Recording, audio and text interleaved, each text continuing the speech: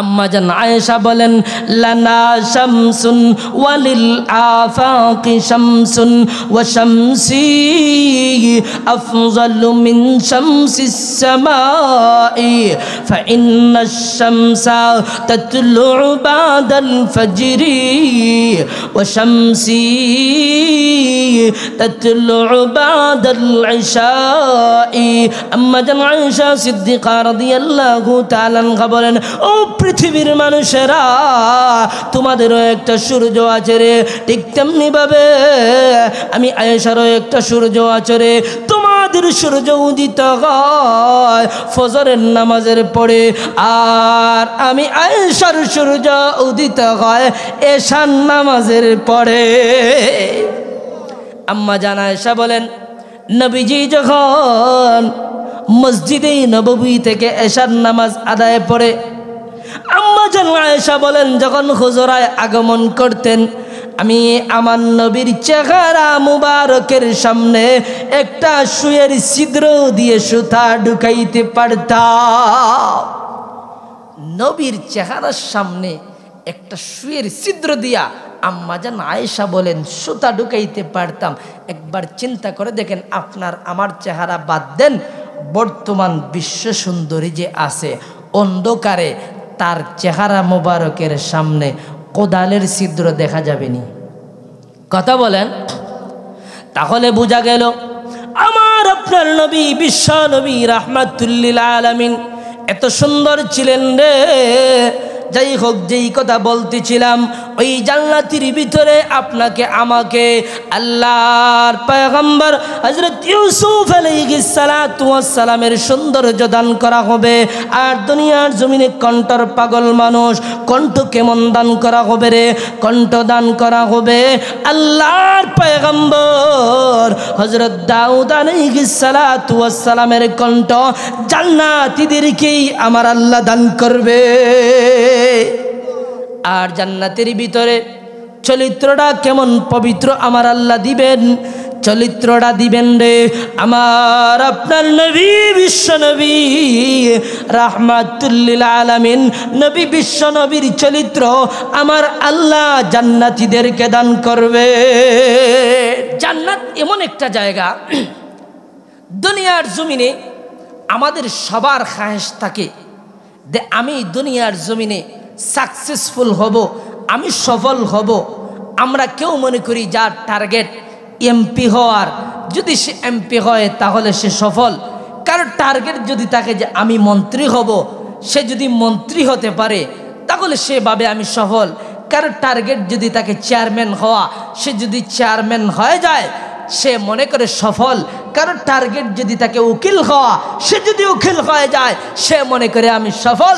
কারণ টার্গেট যদি তাকে ব্যারিস্টার হওয়া, ব্যারিস্টার হলে সে মনে করে তাকে সফল। আসল সফল কারা? আল্লাহ কোরআনুল কারীমের মধ্যে আমার আল্লাহ 7টা শপথ খাওয়ার পরে আল্লাহ রাব্বুল আলামিন বলেন, কাদ আফলাহা মান যাক্কাহা, সফল হলো তারা যারা নিজের আত্মাটাকে পরিশুদ্ধ করতে পেরেছে। বলেন সুবহানাল্লাহ। আপনি আমি সবাই গুনাহগার, আপনার আমার সবার কম বেশ গুনাহ আছে। আল্লাহর কাছে যদি আপনি আমি মাপ চেয়ে আপনার আমার আত্মাটাকে পরিশুদ্ধ করতে পারি, আত্মাটাকে পরিশুদ্ধ করে কবরে আপনি আমি যাইতে পারি, আপনি আমি মরতে দেরি হবে, আল্লাহ আপনার আমার কবরকে জান্নাতের বাগান বানায়া দিতে এক মুহূর্ত দেরি হবে না। সুবহানাল্লাহ। এই জান্নাতের ভিতরে যদি বান্দা বান্দি যায়, এই জান্নাতের ভিতরে আল্লাহ নবী সাহাবীদের নিয়ে একদিন বসে আছেন। আল্লাহ নবী বলেন, সাহাবীরা রে, ওই জান্নাতের ভিতরে কেমন নিয়ামত থাকবে তোমরা জানো নি রে? ওই জান্নাতের ভিতরে এক একটা বড়ই হবে বড় বড় মটকার মতো। বলেন সুবহানাল্লাহ। বড়ই যদি বড় বড় মটকার মতো হয়, আপেল মনে হয় আর ছোট হবে, ছোট হবে নাকি বড় হবে? আপেল আরো বড় হবে। সাহাবীরা আল্লাহ নবীকে প্রশ্ন করলেন, ইয়া রাসূলুল্লাহ, ইয়া হাবিবাল্লাহ, ওগো নবীজি, এত বড় বড় ফলগুলো আমরা কিভাবে খাবো? আল্লাহ নবী বিশ্ব নবী রাহমাতুল আলামিন সাহাবীদেরকে বললেন, সাহাবীরা রে, টেনশনের কোনো কারণ নাই রে, চিন্তার কোনো কারণ নাই। আল্লাহর তরি জাতির ভিতরে প্রবেশ করলে আল্লাহ আমাদের এই বডিটাকে আমাদের আব্বাজান পয়গম্বর হযরত আদম আলাইহিস সালাতু ওয়াস সালামের মতো বানায় দিবে। শুধু তা না, ওই জান্নাতের ভিতরে সুন্দরের দরকার আছে কিনা কথা বলেন? সুন্দরের পাগল সবাই। আমার নবী বলেন, সাহাবীরা রে, ওই জান্নাতের ভিতরে আমার আল্লাহ সৌন্দর্য দান করবে। আল্লাহর পয়গম্বর হযরত ইউসুফ আলাইহিস সালাতু ওয়াস সালামের মতো। সুবহানাল্লাহ। ইউসুফ নবী কেমন সুন্দর ছিলেন। জুলাইখার বান্ধবীরা বলে, ও জুলাইখা, একটা গোলামের জন্য তুমি এত পাগল হলা কেন রে? জুলাইখা বলে, ও আমার বান্ধবীরা, তোমরা ইউসুফ রে দেখো নাই রে? তোমরা যদি ইউসুফ রে দেখো, আমি জুলাইখা পাগল হয়ে গেছি রে, তোমরাও পাগল হয়ে যাইবা। জুলাইখার বান্ধবীরা বলে, ঠিক আছে, তোমার ইউসুফকে আমরা দেখতে চাই। জুলাইখা বলল, ঠিক আছে, আগামীকাল সকাল 10টার সময় আমি তোমাদের সামনে ইউসুফকে পেশ করব। তবে শর্ত হলো একটা, আমি যখন তোমাদের সামনে ইউসুফকে পেশ করব, তোমাদের হাতের মধ্যে এক একটা আপেল থাকবে আর এক একটা ছুরি থাকবে। যখন তোমরা ইউসুফকে দেখবা, আপেলগুলো কাটবা। যেই কথা সেই কাজ। আগামীকাল সকাল 10টার সময় আল্লাহর পয়গম্বর ইউসুফকে যখন জুলাইখা দেখাবে, প্রত্যেকের হাতে হাতে এক একটা ছুরি দেওয়া হলো, এক একটা আপেল দেওয়া হলো। যেই মাত্র আল্লাহর পয়গম্বর ইউসুফ আলাইহিস সালাতু ওয়াস সালাম ওই মিশরিয়ান মহিলাদের সামনে গেলেন। মিশরিয়ান মহিলারা আপেল কাটতেছে। যেই মাত্র আল্লাহর পয়গম্বর ইউসুফ আলাইহিস সালাতু ওয়াস সালামের দিকে পলক ফেলল, আর পলক অন্য কোনো দিকে দেয় না।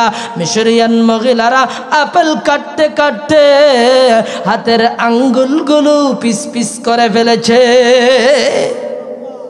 তাহলে বোঝা গেল আল্লাহর পয়গম্বর ইউসুফ আলাইহিস সালাতু ওয়াস সালাম কেমন সুন্দর। আম্মা জান আয়েশা সিদ্দিকা রাদিয়াল্লাহু তাআলা আনহা বলেন, ও পৃথিবীর মানুষেরা রে, ওই মিশরিয়ান মহিলার আল্লাহর পয়গম্বর ইউসুফ নবীকে দেখে তারা আপেলের বদলে হাতের আঙ্গুলগুলো কেটে ফেলেছিল রে। তারা যদি আমার স্বামী মুহাম্মদুর রাসূলুল্লাহকে দেখতো, তাহলে তারা হাতের আঙ্গুলের বদলে তাদের কলিজা যদি কেটে ফেলতো, বিন্দু পরিমাণ তারা টের পাইতো না। আম্মা জান আয়েশা বলেন, লানা শামসুন ওয়ালিল আফাকি শামসুন ওয়া শামসি আফযালু মিন শামসিস সামাই ফাইন্নাশ শামসা তাতলুউ বাদাল ফজরি ওয়া শামসি তাতলুউ বাদাল ইশাই। আম্মা জান আয়েশা সিদ্দিকা রাদিয়াল্লাহু তাআলা আনহা বলেন, ও পৃথিবীর মানুষেরা, তোমাদেরও একটা সূর্য আছে রে, ঠিক তেমনি ভাবে আমি আয়েশারও একটা সূর্য আছে রে।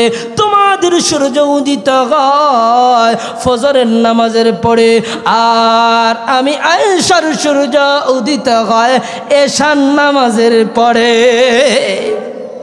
আম্মা জান আয়েশা বলেন, নবীজি যখন মসজিদে নববী থেকে এশার নামাজ আদায় পড়ে, আম্মা জান আয়েশা বলেন, যখন হুজুরায় আগমন করতেন, আমি আমার নবীর চেহারা মুবারকের সামনে একটা সুয়ের ছিদ্র দিয়ে সুতা ঢুকাইতে পারতাম।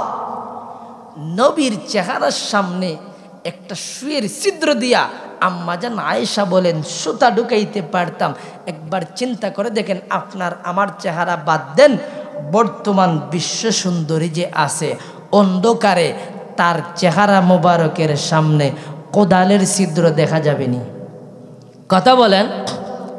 তাহলে বোঝা গেল আমার আপনার নবী, বিশ্ব নবী রাহমাতুল লিল আলামিন এত সুন্দর ছিলেন রে। যাই হোক, যেই কথা বলতেছিলাম, ওই জান্নাতের ভিতরে আপনাকে আমাকে আল্লাহর পয়গম্বর হযরত ইউসুফ আলাইহিস সালাতু ওয়াস সালামের সৌন্দর্য দান করা হবে। আর দুনিয়ার জমিনে কণ্ঠর পাগল মানুষ, কণ্ঠ কেমন দান করা হবে রে? কণ্ঠ দান করা হবে আল্লাহর পয়গম্বর হযরত দাউদ আলাইহিস সালাতু ওয়াস সালামের কণ্ঠ জান্নাতীদেরকেই আমার আল্লাহ দান করবে। আর জান্নাতের ভিতরে চরিত্রটা কেমন পবিত্র আমার আল্লাহ দিবেন, চরিত্রটা দিবেন রে আমার আপনার নবী, বিশ্ব নবী রাহমাতুল লিল আলামিন নবী, বিশ্ব নবীর চরিত্র আমার আল্লাহ জান্নাতীদেরকে দান করবে। জান্নাতের নিয়ামত সম্পর্কে বলে আমি আপনাদের সামনে শেষ করতে পারবো না, বুঝাতে পারবো না। কারণ খাসা মরিচ যে জিন্দগিতে কোনোদিন খায় নাই, একবারে চিকনটা যেটা, তারে আপনি খাসা মরিচের বয়ান করে কোনো দিন বুঝাইতে পারবেন না যে খাসা মরিচ যে একটা জিনিস জাল, যদি তার মুখের ভিতরে একবারে চিকন খাসা মরিচ যেটা আছে ওইটা তার মুখের ভিতরে আপনি ঢুকাইয়া দেন, আপনি খাসা মরিচের বয়ান করতে হবে না। তার জবান থেকে খাসা মরিচ কত প্রকার কি কি অটোমেটিকলি বের হয়ে আসবে। কথা বলেন ঠিক কিনা? আল্লাহর নবী, বিশ্ব নবী রাহমাতুল লিল আলামিন, বুখারীর হাদিস, নবীজি একদিন নামাজের মধ্যে দাঁড়াইলেন, নবীর পেছনে সাহাবায়ে কেরাম দাঁড়াইলেন। আল্লাহর নবী আল্লাহু আকবার বলিয়া নামাজ শুরু করলেন। নবীজি সূরা ফাতিহা পড়লেন, প্রথম রাকাতে সূরা বাকারা পড়লেন। আল্লাহর নবী লম্বা সময় রুকুতে কাটাইলেন, আবার লম্বা সময় সিজদাতে কাটাইলেন। আমার নবী প্রথম রাকাত শেষ করার পরে আবার নবী দ্বিতীয় রাকাত শুরু করলেন। নবী সূরা ফাতিহা পড়লেন, সূরা আলী ইমরান শুরু করলেন। সাহাবীরা পিছন দিক থেকে লক্ষ্য করতেছে, নবী একবার সামনে যায় আবার পিছনে আসে, কিছুক্ষণ পরে আবার সামনে যায় আবার পিছনে আসে। নবী যখন নামাজ সম্পন্ন করলেন, সাহাবীরা নবীজিকে প্রশ্ন করলো, ইয়া রাসূলুল্লাহ, ইয়া হাবিবাল্লাহ, নবী গো আজকে নামাজের মধ্যে এমন একটা কাণ্ড ঘটে গেল গো নবী, আর কোনোদিন এমন কাণ্ড নামাজে দেখি নাই। আল্লাহ নবী বললেন, সাহাবীরা রে, তাহলে তো তোমরা দেখে ফেলেছ। ও সাহাবীরা, তোমরা জানোনি আজকে নামাজের মধ্যে কি ঘটেছিল? সাহাবীরা বললেন, ইয়া রাসূলুল্লাহ, ইয়া হাবিবাল্লাহ, নবী গো আপনি এবং আল্লাহ ভালো জানে। আমার নবী বললেন, সাহাবীরা রে, ওই যে আমি নামাজের মধ্যে প্রথমবার সামনে গেলাম আবার পিছনে আসলাম, দ্বিতীয়বার আবার সামনে গেলাম আবার পিছনে আসলাম। ও সাহাবীরা শুনো, জিবরাইল গোটা জান্নাতটা আমার সামনে নিয়ে আসলো। আমি যখন জান্নাতের একটা আঙ্গুরের সরা আনতে চাইলাম, প্রথমবার পারলাম না রে, দ্বিতীয়বার চেষ্টা করলাম তাও পারলাম না। ও আমার সাহাবীরা শুনো রে, ওই আঙ্গুরের সরাটা যদি আমি নিয়ে আসতে পারতাম, তাহলে আমার আনেওয়ালা উম্মত কিয়ামত পর্যন্ত যদি ওই আঙ্গুরের সরা থেকে আঙ্গুর খাইত রে, তারপরেও আঙ্গুর শেষ করতে পারত না। একটা বার চিন্তা করে দেখেন, নবী বলেন এই আঙ্গুরের সরাটা যদি আমি আনতে পারতাম, আমার আনেওয়ালা উম্মত কিয়ামত পর্যন্ত যদি ওই আঙ্গুরের সরা থেকে আঙ্গুর খাইতো, আমরাও খাইতে পারতাম। নবী যেদিন ওই আঙ্গুরের সরাটা ওই দিন আনতে পারতেন, আমরাও খাইতে পারতাম। নবী বলেন আনাওয়ালা উম্মত কিয়ামত পর্যন্ত যদি ওই আঙ্গুরের সরা থেকে আঙ্গুর খাইতো, তারপরেও ওই সরার আঙ্গুর শেষ হইতো না। সুবহানাল্লাহ। জান্নাতের আঙ্গুরের কেমন স্বাদ!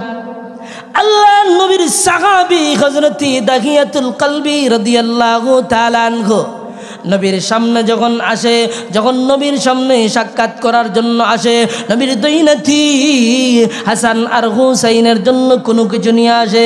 জিবরাইল আল্লাহর নবীর সাহাবী হযরত দাহিয়াতুল কলবির সুরত ধরে জিবরাইল যখন নবীর সামনে আগমন করলো, নবীর দুই নাতি হাসান আর হুসাইন এমনি জিবরাইলের দুই পকেটের মধ্যে দুইটা হাত ঢুকায়া দিলেন। দেখে কোনো কিছু নাই। আল্লাহর নবী বললেন, ও জিবরাইল আমার দুই নাতি তোমার পকেটের মধ্যে হাত কেন ঢুকাইছে জানো নি রে?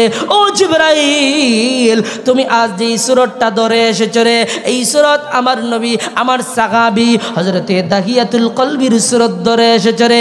আমার সাহাবী দাহিয়াতুল কলবি যতবার আমার সামনে আসে রে, আমার এই দুই নাতি হাসান আর হুসাইনের জন্য আমার সাহাবী কোনো কিছু নিয়ে আসে, তুমি কোনো কিছু নিয়ে আসলা না রে জিবরাইল।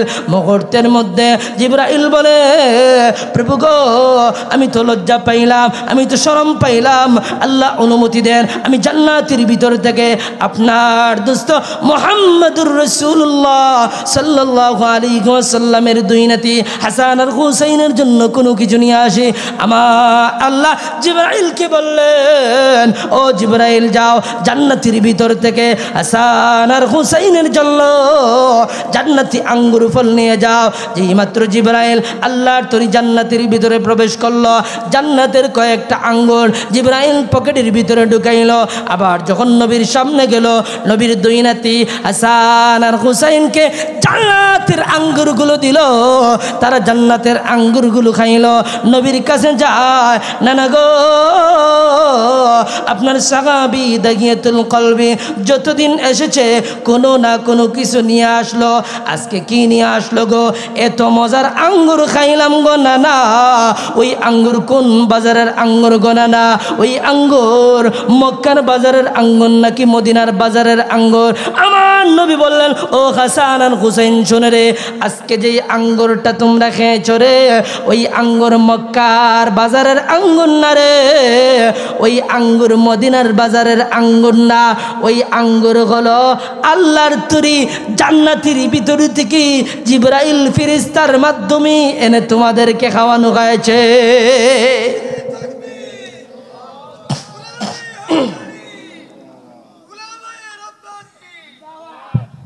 এজন্য এই জান্নাতের ভিতরে নাজার নিয়ামতের কোনো অভাব নাই। জান্নাত হলো আরামের জায়গা, জান্নাত হলো সুখের জায়গা, জান্নাত হলো শান্তির জায়গা। ওই জান্নাতের ভিতরে আমি যদি যাইতে চাই তাহলে আমি রব চাহি জিন্দেগি গঠন করতে হবে। দুনিয়ার জমিনে মানুষেরা বিবাহ শাদী আল্লাহ বিধান দিয়েছেন চারটা, আমরা একটা করেই ক্লান্ত, আমরা সমাজের বয়ে বিবির বয়ে আরেকটা করতে পারি না। কিন্তু আল্লাহ একদম নিম্নমানের জান্নাতি যে হবে তাকে আল্লাহ এই 10টা দুনিয়ার সমান একটা জান্নাত দান করবেন। বলেন সুবহানাল্লাহ। আল্লাহ নবী বলেন তাকে 70 থেকে 72টা বউ দান করা হবে। বলেন সুবহানাল্লাহ। এই ওয়াজ শোনার পরে দুনিয়ার নারীরা মনে মনে বেজার হয়ে যায় যে আল্লাহ আমরাও তো আপনার গোলামি করি, পুরুষেরা 70-72টা বউ পাইব, আমরা কি পাইব? আল্লাহ নবী বলেন ও দুনিয়ার নারীরা, টেনশনের কোনো কারণ নাই, চিন্তার কোনো কারণ নাই। ওই 70-72 জনের হুরের সরদারনি ওই রানী তোমারে দুনিয়ার স্ত্রীকে বানায় দেওয়া হবে। এই জন্য দুনিয়ার জমিন যদি দুনিয়ার জমিন আল্লাহর গোলামি করে ঠিক মতো যাইতে পারি, আল্লাহ আপনার আমার জন্য রেখে দিয়েছেন সুখের জায়গা জান্নাত। আর যদি মন চাহি জিন্দেগি আমি গঠন করি তাহলে কোথায় যাইতে হবে? কথা বলেন কোথায়? জাহান্নাম কেমন ভয়ঙ্কর জায়গা, জাহান্নাম এত ভয়ঙ্কর জায়গা। আল্লাহ নবীর সামনে জিবরাইল বারবার ওহী নিয়ে আসে। জিবরাইল এবং নবীর ভালো একটা সম্পর্ক হয়ে গেছে। নবী জিবরাইলকে চিনতে কোনো অসুবিধা নাই। যেই দিন জিবরাইল জাহান্নামের বর্ণনা নিয়ে নবীর সামনে আগমন করলেন, আল্লাহ নবী জিবরাইলকে চিনে না। নবী বলে মান আনতা, তুমি কে? জিবরাইল বলে আনা জিবরাইল। বারবার নবী বলে মান আনতা, কে তুমি? জিবরাইল বলে আনা জিবরাইল। জিবরাইল মনের মধ্যে এক প্রকারে কষ্ট পাইল, নবী আমার চিনে না। জিবরাইলের হঠাৎ স্মরণ হয়ে গেল, আখানে আজকে তো আমি জাহান্নামের বর্ণনা নিয়ে আমি নবীর সামনে আগমন করেছি।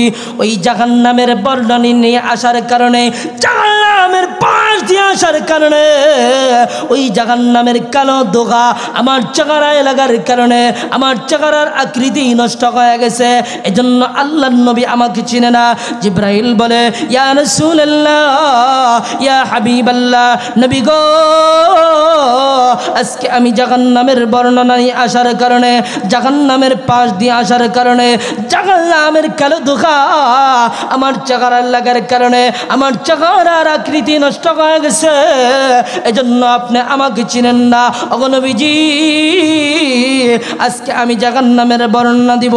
আল্লাহর নবীর সামনে জিবরাইল যখন একটা দুইটা করে 6টা জাহান্নামের বর্ণনা দিল, আল্লাহর নবী শুনলেন 7 নম্বর জাহান্নামের বর্ণনা জিবরাইল দেয় না। নবী বারবার রিকোয়েস্ট করে, জিবরাইল রে 7 নম্বর জাহান্নামের বর্ণনা দাও রে। জিবরাইল 7 নম্বর জাহান্নামের বর্ণনা জিবরাইল দেয় না।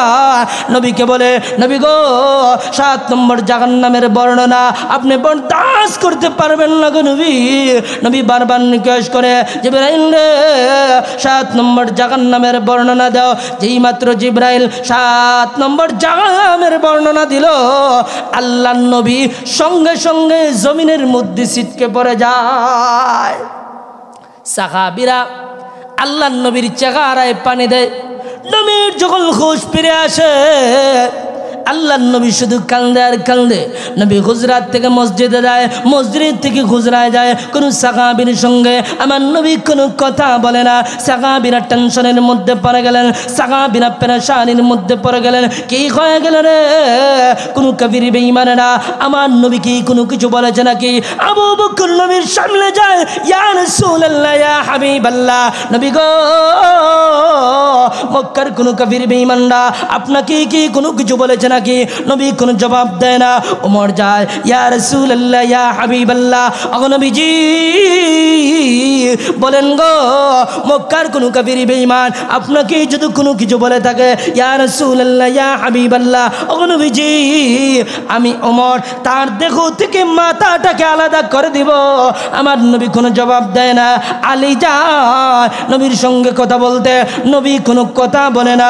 অবশেষে বিদ্যুৎ সাহাবী হযরত সালমান ফারসি রাদিয়াল্লাহু তাআলা আনহু যেই মাত্র নবীর সামনে গেল, ইয়া রাসূলুল্লাহ, ইয়া হাবিবাল্লাহ, নবী গো কি হয়েছে গো নবী? কোনো কথা বলেন না গো নবী। নবী কোনো কথা বলে না। সালমান ফারসি বের হয়ে আসলেন, সাহাবীদেরকে একত্রিত করলেন। সাহাবীরা রে, আমাদের কথায় নবী কোনো জবাব দিবে না। ও সাহাবীরা, চলো দেখি ফাতেমার বাড়িতে, ফাতেমাকে নিয়ে আসো। ফাতেমা ছাড়া আল্লাহর নবীকে কেউ কথা বলাইতে পারবে না। যেই মাত্র নবীর মেয়ে ফাতেমাকে দরজার সামনে দাঁড় করানো হলো, আল্লাহর নবীর মেয়ে ফাতেমা দরজার মধ্যে নাকে, আব্বা গো দরজা খুলেন গো আব্বা। আল্লাহর নবী কোনো জবাব দেয় না। নবীর মেয়ে ফাতেমা বারবার বলে, আব্বা গো আপনি তো বলেছেন ফাতেমা তুমি বিদআতুম মিন্নি, ফাতেমা হলো আপনার কলিজার টুকরা। ও আব্বা, আমি আপনার সাহাবী আবু বকর না গো, আমি আপনার দরজা থেকে ফিরে যাব না। আমি আপনার সাহাবী উমর ফারুক না, আমি আপনার সাহাবী সালমান ফারসি না। তারা ফিরে গেল, আমি ফিরে যাব না গো আব্বা, দরজা খুলে দেন। যেই মাত্র আম্মা জান আয়েশা সিদ্দিকাকে নবী বললেন, ও আয়েশা, এটা আমার সাহাবী আবু বকর না রে, এটা আমার সাহাবী আলী না রে, এটা আমার সাহাবী উসমান না, এটা আমার সাহাবী সালমান ফারসি না রে, এটা আমার কলিজার টুকরা মেয়ে ফাতেমা। দরজা খুলে দাও রে। যেই মাত্র দরজা খুলে দেওয়া হলো, আল্লাহ নবীর মেয়ে ফাতেমা নবীর গলায় জড়ায় কান্দে, আব্বা গো আজ 3 দিন হয়ে গেল আপনি কোনো সাহাবীর সঙ্গে কোনো কথা বলেন না। সমস্ত সাহাবীরা পেরেশান, সাহাবীরা কান্না শুরু করে দিল। ও আব্বার জন্য কান্দেন। মক্কার কোনো কাফির বেঈমানরা আপনাকে কি কোনো কিছু বলেছে নাকি গো? আমার নবী বলে, না রে মা, মক্কার কোনো কাফির বেঈমান আমাকে কোনো কিছু বলে নাই। ও নবী, তাহলে কেন কান্দেন? আপনি কি হাসান আর হুসাইনের জন্য কান্দেন? না রে মা, আমি হাসান আর হুসাইনের জন্য কান্দি না। ও আব্বা, তাহলে বলেন গো কেন আপনি কান্দেন? আল্লাহ নবী বলেন, মারে আজ থেকে 3 দিন আগে জিবরাইল আমার সামনে আসিয়া জিবরাইল 6টা জাহান্নামের বর্ণনা দিল, 7 নম্বর জাহান্নামের বর্ণনা দেয় না।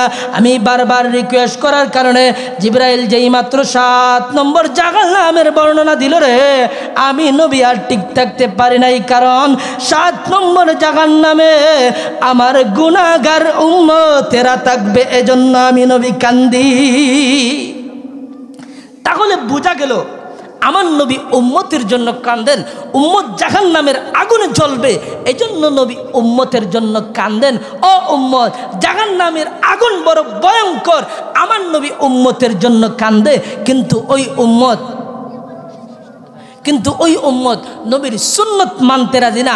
আপনি আমি যদি আল্লাহর বিধানগুলো পুঙ্খানুপুঙ্খানুভাবে মানি, নবীর সুন্নত রাষ্ট্রীয় জীবনে, পারিবারিক জীবনে, আন্তর্জাতিক জীবনে, সামাজিক জীবনে, প্রত্যেকটা সেক্টরে আল্লাহ নবীর সুন্নত দিয়ে সাজাই, তাহলে আপনি আমি মরতে দেরি হবে, আল্লাহর তৈরি জান্নাতের ভিতরে পৌঁছতে দেরি হবে না। বলেন সুবহানাল্লাহ। এই সংক্ষিপ্ত আলোচনা থেকে যাহা কিছু বললাম, আল্লাহ যেন যাহা কিছু শুনলাম, আল্লাহ আমাদের উভয়কে আমল করার তৌফিক দান করেন। সকলে বলি আমিন। ওয়া আখিরু দাওয়ানা আলহামদুলিল্লাহি রাব্বিল আলামিন। আসসালামু আলাইকুম ওয়া রাহমাতুল্লাহ।